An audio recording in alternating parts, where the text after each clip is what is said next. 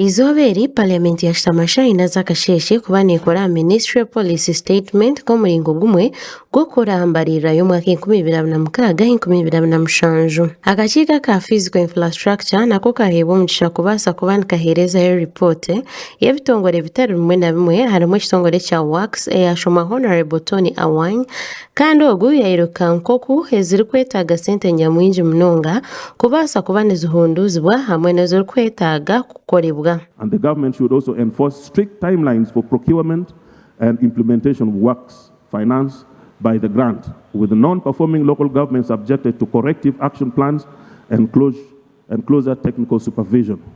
Prioritizing the 19 local governments with no equipment and the 14 new districts with incomplete units, with a full package funded and delivered within a clearly defined timeline.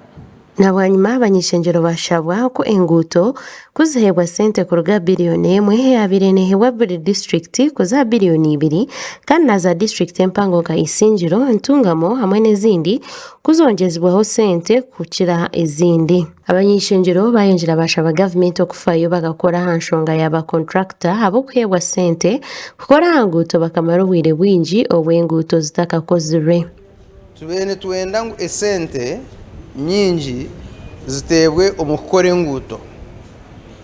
Ekyo busasi no kugira ngu government izere kugamba ngu tekwenda kukora nguuto nsya ngo mwaka gukwijo gwe sente nebenda ngo sente bazimare bakukora bakumaririze nguuto zibahabire batahandikire bakwenda kutandika project sensi. Enguuto nyingi zishishikire hati waza nkaka tugambe zo witi Isinjiro mazima wagira ngo bakutuma nkahantu aho kuzanka tugambe Bukanga ngo ruga ahari yabiri aha district oze Ntantamuki nekibonereze ekiba kuhambwe nuke ngobo wakutera nemboko zinga bwenu tuna masuku kuba gukozirwe obunde kizibu cha ADF nabandi bantu ababi abaracura kuja kuteganisa Kamwenje nango tiro nebyo bushubuzi kweyongeraho kuba Kamwenje na Kasese twine connection yamani konkaga taho umuhanda okuri permanent tuguliho nikiruki bwa ngukale munongi twe tucharya abana tukatwine egali yo mwika eraruga Kasese rirera bakamwenje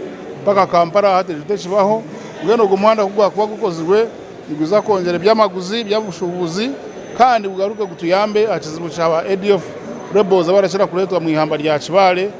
Nabwanyuma Speaker w'Ishenjero Right Honorable Anita Among yahinguza kuteka orushitama rw'Ishenjero kibabasa abanyeshenjero kuganira hanguto no kureba ekirakorwe. And we are going to make Honorable Kafuzi as Parliament of Uganda, we are going to make a follow-up on this vote. We are not going to give the Minister of Works all this money and the roads are not worked on.